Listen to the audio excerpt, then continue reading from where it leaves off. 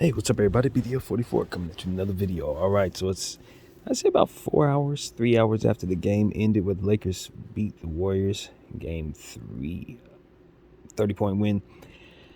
And I'm just listening to all of the different chatter that's going around, and I'm absorbing it in such a way as to say, I think everybody's doing well in regards to how we're taking on this victory. I don't think we're overthinking it. I listened to LeBron James, and his mindset was you can never relax with this team going up against them. No lead is safe. That's the mentality. That's the energy. You just got to stay ready against them, and don't take your foot off the gas in any way, shape, or form. I was looking at Anthony Davis's his vibes were something like, he said he didn't hear any of the chatter about him, but he looked as if he had definitely heard all the chatter. So that's kind of his vibes. And, it's kind of what I was saying. Basically, it's the same shots he was taking was the same shots he was taking all three of these games, but he just so happened to get to the line in this one. And on top of that, the efficiency was there. So, I look at his scoring and I just say that's really what it is. Just get to the line a little more and everybody be pleased, I believe. But when you walk out of there with one free throw, it's going to make your efficiency it's going to make your scoring total look crazy. So that's the difference. Just being more physical, not shying away from contact, and ultimately hitting your shots. And of course, a great deal of education is needed for the common fan to understand what they're looking at when it comes to Anthony Davis and him playing well or not playing well. Because at the end of the day, it's hard to tell for us, man. But the pace is slow. His shots are usually deliberate plays run for him where he can make them or miss them. Or he's getting stuff off offensive rebounds, putbacks, stuff like that, and we're relying upon the foul call to be called. So I don't think Anthony Davis is playing poorly. On some nights when he walks away with 14 points, I just say I need to see you be more aggressive on nights like that to get those offensive boards, to have more plays run for you, to assure that your teammates know that you need the ball down the stretch of basketball games so that we can utilize your scoring punch and ultimately get your scoring numbers up to par. But we do have a bunch of players who could score. And because we do have those players on this team, it does make it very difficult to ask him to score 40 and 50 points, when in reality, if he's attempting a lot of shots to do that, he's taking away from the other guy's strengths. And the first thing we're going to be doing is looking at those guys saying why you didn't score this, why you ain't contribute that. When the reality is, it's because those possessions would have otherwise went to Anthony Davis, and so on and so forth. So we just got to understand that. If we're happy with how our other guys are scoring, then we got to know that the sacrifice is in place. With that being said, we've been deliberate about trying to get him the ball. And I think part of the problem has been we just ain't had too many long stretches where he's been healthy, so that we can keep our discipline in place in regards to that. But I think we're seeing great health right now, obviously, and we're happy about that. Knock on wood, stays that way, and we can continue to work these progressions in regards to making sure that he's aggressive and properly utilized. So I'm pleased with Anthony Davis as a whole. As a Laker fan, I watch what he's doing out there, and I just know that defensively, he's always showing up. I think he's had one bad defensive game, and most would say that was game two of the second round. Other than that, I don't think he's had too many bad defensive games in these playoffs, and even leading up to these playoffs, really, since he's been healthy. So for him, it's just about making sure that he continues to stay that way. Not necessarily make everybody happy or pleased or listen to the chatter or react to the chatter, because the reality is his game is hard for us to behold based on what it is that we've seen from him and based on just how he's utilized in this system. It needs to be understood that half of the time we're just running pace plays that are really slow, getting him the ball and asking him to hit mid-range jumpers from the corner and stuff like that. It's a lot of stuff that's being done out there that aren't really high percentage as it pertains to Anthony Davis, and then the rest of the time we're just passing the ball around to other people. And so, it's not as easy to simply say that Anthony Davis isn't playing well or isn't scoring enough or isn't being as aggressive. It's not like this is a situation where you're giving him the ball 40 times on the block and telling them to go get 100 points. Like that's not how we're running things here. And so yeah, that's kind of the fullness of the thought. I just think that Anthony Davis, I myself have been kind of critical on Anthony in regards to scoring, but just the same, I kind of have to remember from night to night to night just kind of how it goes with Anthony, and understand that he's not Karl Malone. He's not going to be given the ball a million times and told to hit shots a million times. We're going to go to him, and we're going to get away from him, and other people are just going to do other stuff. And mainly, that's because LeBron James is such a important piece to what we do, to where the ball goes to him, and then from there, he does what he does, and making sure the ball goes to other people, and the ball just doesn't go to Anthony. And so that's kind of how it goes. And Ant has to get him where he fits in most of the time offensively. And so he exerts more energy on the defensive end, as to which sometimes he gets a little lost on the offensive end in doing so, given the fact that from night to night to night, he just knows that he's probably either going to be able to get 10 to 14 shots up, and they're either going to make or miss. And he'll walk away with either 25 points. Sometimes he'll get a little higher depending on the times he gets to the free throw line. And otherwise, there's just not really much going on with him offensively. Even though the team is deliberate on trying to make sure he gets it. So I think the acquisition of D'Angelo Russell has been a good bridge from the departure of Russell Westbrook, because I think both of those players have done a good job of getting him the ball, trying to force him the ball. I would say force is usually a negative connotation in this sport, but not as it pertains to what I'm trying to describe. They are trying to make it so that our team remembers that we do need to get those guys, that he needs the ball in his hands and we need to get it to him. And so forcing us to get that right is how I'm trying to use that word. And so I think that's really what it is. You see D'Angelo kind of struggle with that at times. We saw that in the first game of the playoffs against Memphis, I think it was, or maybe the second game rather, where he was getting him the ball, but we were forcing it to him too much, too soon, I guess you could say, and kind of passing him right into double teams and stuff like that. So I think throughout the course of these playoffs, we've seen D'Lo and the rest of the team as a whole just kind of get better at that, not really do so, and kind of just in general better to what it is that we're going to be seeing, in our matchups, and try to get him the ball a little more from night to night in more efficient ways. So I think we've gotten better at that. And tonight we saw us have him only attempt 10 shots, and fortunately enough, he was able to hit them and then get to the line and hit 10 out of 11, which is kind of rare because he really doesn't shoot the free throw very well, very often, especially not with high volume. So, we've had nights like this where he shoots the free throw extremely well, but he's had those struggles as of late, and we kind of got used to that. So this was a welcome return to high free throw efficiency for Anthony Davis, and I could not be more pleased with that. Also, something I was looking at, just kind of get away from Anthony Davis, really happy with him. But something else that I was really pleased with was how our guards ultimately provided so much scoring tonight. I think I counted 61 points or something like that in total in regards to how our guards produced. That's just excellent, man. When you consider you score 127 points, and you look at D'Lo, you look at Lonnie, you look at Austin, you look at Shaquille Harrison, you look at who else? Dennis Schroeder. All of the guards. Max Christie's included in this as well. I just look at all of the guys, and they all had high efficiency.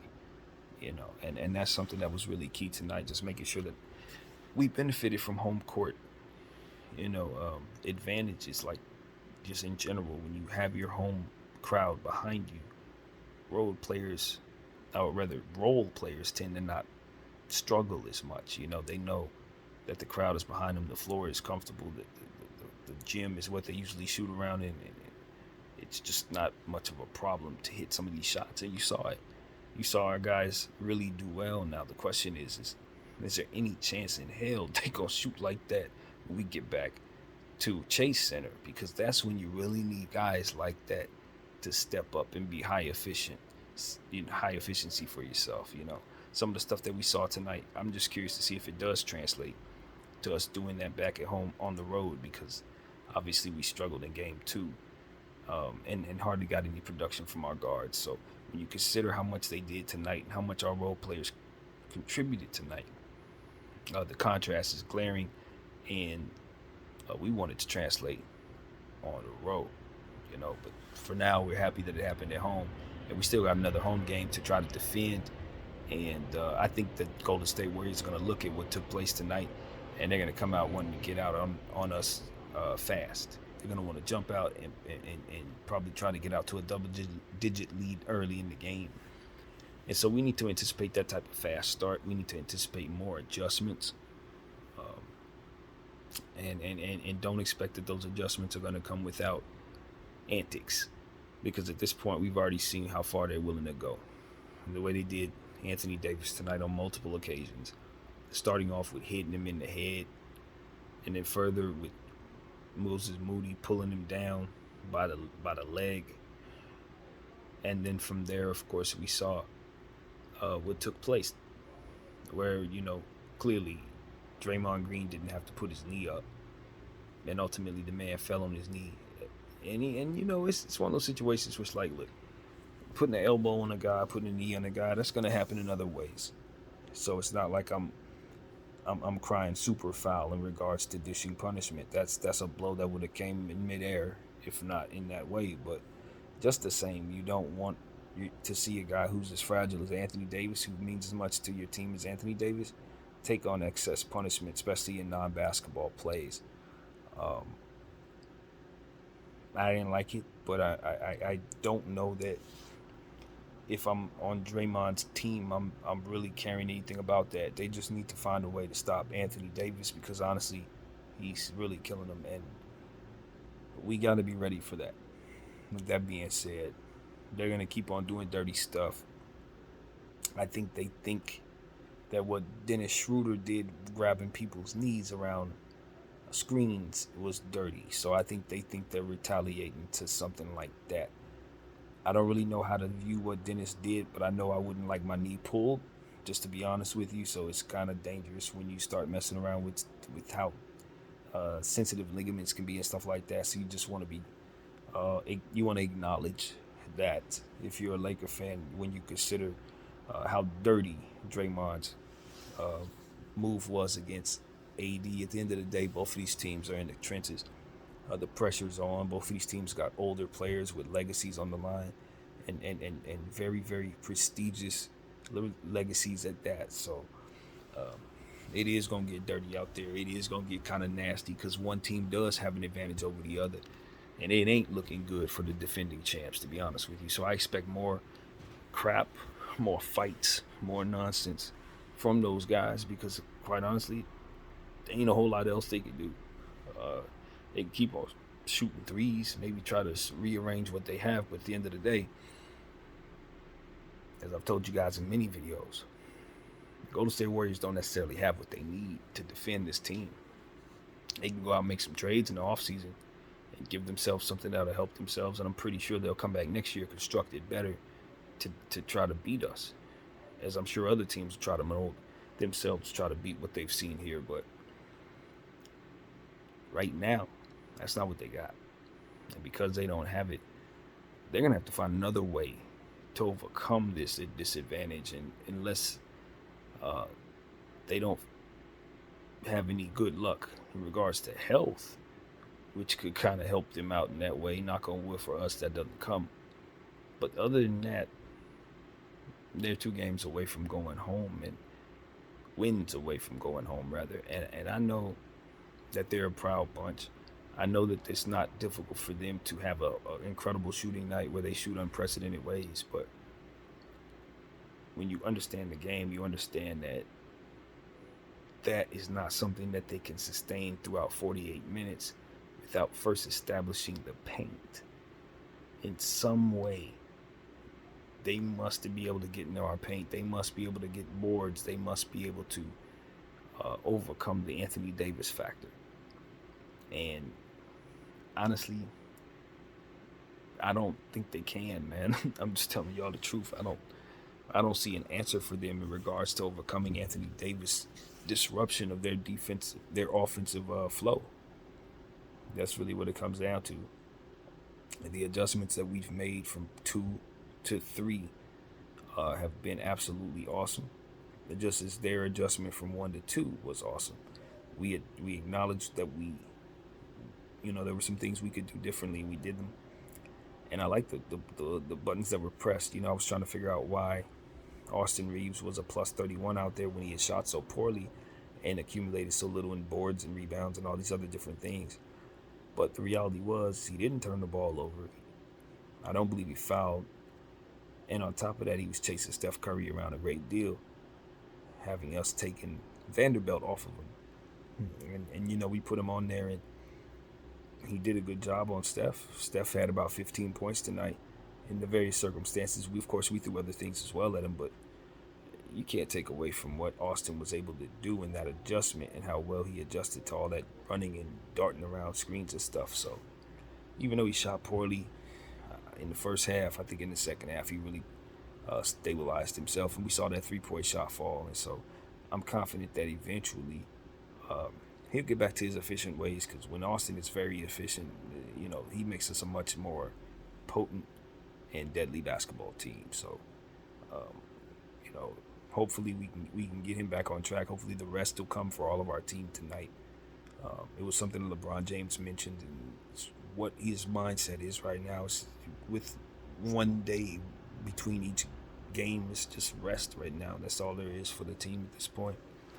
We can talk about X's and O's and various things, but the effort is going to be there when the rest is in place. But if the rest ain't in place, guys are fatigued. They ain't going to be able to get through anything, let alone what's in front of them, which is the Golden State Warriors. Look at the Golden State Warriors, and I say they're probably a little fatigued too. You're talking about shooters who are working off of a 7-game series, and they haven't had any rest from that series either. So I really like the dynamic in place going into Game 4, knowing that they haven't had as much as a wink of rest since the start of the Sacramento series, basically, or however that was formatted last, when they got 3 games rest, maybe Game 1 or Game 2, who knows. But the point is, they ain't had much rest between Game 6, 7, 1, 2, now, and 3. There ain't been no rest. So that's an exhausted basketball team. But they have bought themselves some rest as it pertains to in-game garbage time, just like we did. So we need to acknowledge that. Most of their guys played under 33 minutes tonight. So that's something I'm pretty sure they're pleased with. So we got to keep that in mind as the series progresses. Just keep an eye on how tired those guys are getting, and try to take advantage of them where we can in that way. So do expect the shift. They're going to start using Wiggins more. They're going to start using GP2 more, because those guys were definitely more efficient tonight. Jordan Poole is still inefficient, but don't count on that remaining the case. He's struggling like crazy. I don't know where his head is. He's probably, someone you can bet on to struggle again. But what I will say is, he's got talent. Some guys have to work really, really hard. I don't know he's one of those people as it pertains to being productive on the basketball floor. He's gifted. And so when you got a player like that, their ceiling is crazy. The floor may be ridiculous because of how immature he may be, or how the fit doesn't necessarily look all that great right now. But his talent, you need to fear his talent. That's what I would tell people about Jordan Poole. Some guys, he's almost like J.R. Smith in that way. You could watch him struggle for 70 games in a row, but that game he breaks out, he probably gonna score 50 in that game. And so it's just one of those things. I'm paying attention to Jordan Poole, and his struggles are in 2 areas. Minutes are a struggle right now. and efficiency is a struggle right now. Where he's not struggling, playmaking. He's making passes for his team. He's getting his assists off every night. And I think this kid is a point guard. When they put him in the league, when he was initially drafted, he was a combo shooting guard, point guard combination. Now, if my theory is correct about Jordan Poole, he's probably somebody sort of like THT who needs the ball in his hands. And once that happens, you just need to let him make his progressions as a guard with the ball in his hands or a forward with the ball in his hands. And once he figures it out, he'll be a big point guard. But he can never morph into that with Draymond and Steph Curry on the team. But he can be an excellent shooter. But then again, how can he do that when you got so many shooters there taken away from his the ability for him to get a rhythm? Sort of like Kuzma with the Lakers. It's a lot of different things that are working against this kid. And he's actually not being functioning properly. He probably is a good contract for a different team if they can just give him the ball and allow him to develop, which is something the Golden State Warriors were in the midst of doing, but then they paid him, and I think that kind of stumped his growth in some ways. But all in all, I just think that he can't be utilized properly.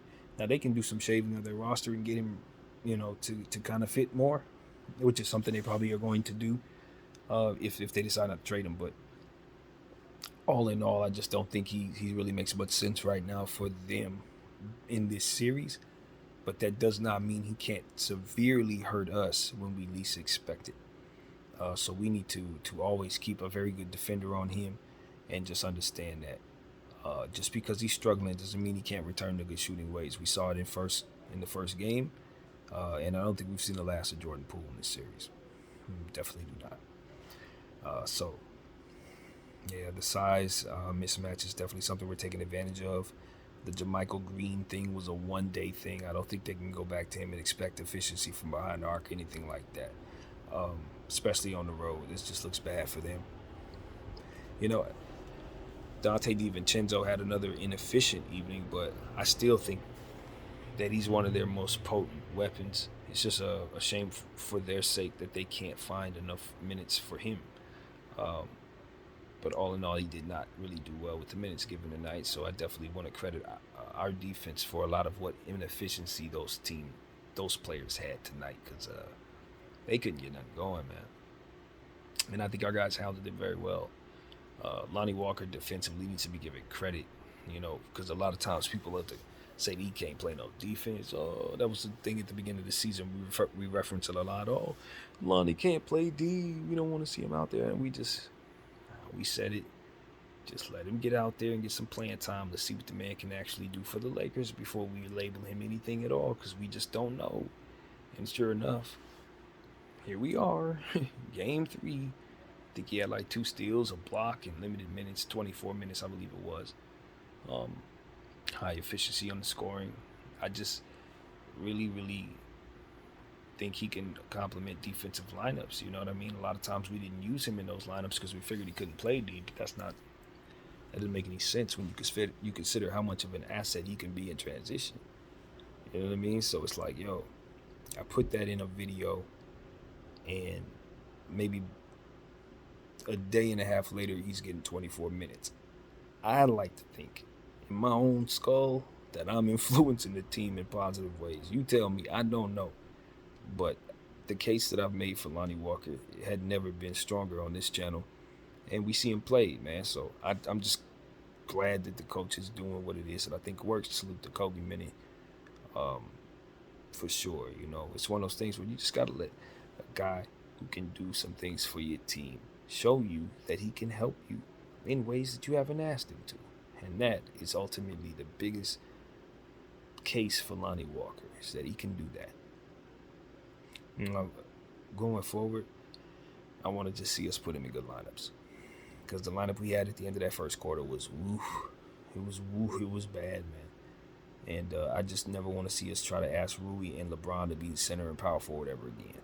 And I know it's something you're gonna want to do in certain lineups, but it's so easy to audible out of that and just put AD back on the floor with those two, or Winion, Mo, There's a lot of things you could do with Bron and Rui if you want them on the floor together. But what you do not do is leave Bron to be the center or Rui to be the center. You definitely don't do that. So that's something I hope we learn tonight. You could try to put Vando down there with him. Maybe have a little more success that way. Defensively, might get away with it, but I don't think you help yourself in the grand scheme of things doing that either. You just got to give up on one of them ball handlers, man. I know he loves a multiple ball handler thing. It really tickles his fancy, but I'm telling you, hey, it's never a good reason to have Dennis Schroeder, D'Lo, and Lonnie Walker / Beasley / Austin on the floor at the same time. It's never a good reason to forego so much defense in that situation. Even if the other team has a bunch of guards, I just don't think it makes us better having punted shot blocking like that. It's not necessary to really have so many playmakers on the floor at once when they don't defend and they don't rebound and they don't provide the size necessary. And then from there, it's like, okay, but if you're going to do that, at least make sure you have your center and your power forward be shot blockers, right? Because that way they can erase any mistakes that those playmakers are going to make defensively. If they get beat off the dribble, they're going to drive right into shot blockers. Then you got the triple point guard, dynamic on the floor, and it's not hurting you because, the centers are going to make up for it. So it's like, that's the only thing that I would allow myself to go with when considering putting 3 point guards on the floor at the same damn time, man. You gotta basically go 80 Bamba with that in my mind. Because otherwise, you're just asking for trouble. So that's kind of what I'm saying there, man. I like the idea of everybody being able to ball handle. You just got to make sure those people can do other things that don't just provide so much deficiency for yourself. So yeah, that's a thought there. Getting in transition was excellent tonight. We really killed it.